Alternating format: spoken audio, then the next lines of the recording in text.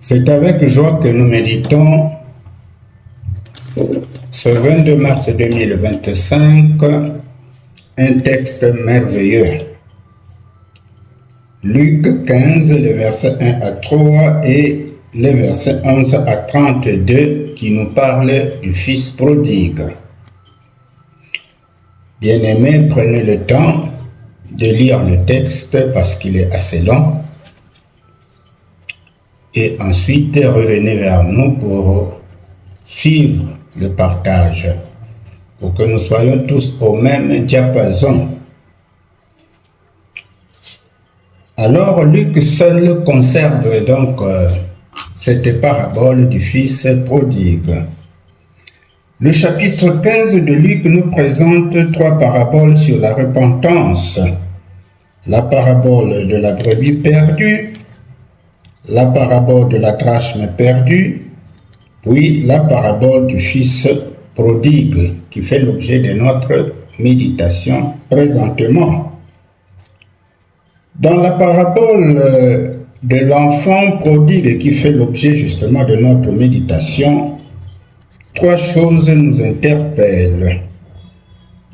La première, c'est l'activité de l'amour du Père envers le pécheur qui a suivi son propre chemin. La deuxième, la manière dont Dieu révélé comme Père le reçoit. Et la troisième, la joie de ce même Père à accueillir le pécheur. Pour une meilleure lecture spirituelle du texte, mettons en exergue quelques repères. Le premier repère, loin de la maison. Autrement dit, loin de Dieu. Alors Jésus raconte l'histoire d'un fils cadet qui prend sa part de l'héritage et qui la dissipe dans un pays lointain. Le fils dit en lui-même, « Maintenant je suis libre de faire ce que je veux. Je n'ai plus à obéir à mon père. » Combien d'enfants aujourd'hui dilapident-ils la fortune de leur père, disant prendre la part de leur héritage pour jouir de la vie, et sont dans l'incapacité de se repentir. Malheureusement, c'est devenu monnaie courante dans nos sociétés modernes.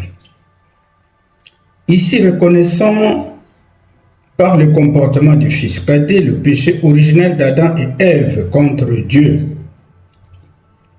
c'est-à-dire la désobéissance et la rébellion. L'homme veut faire ce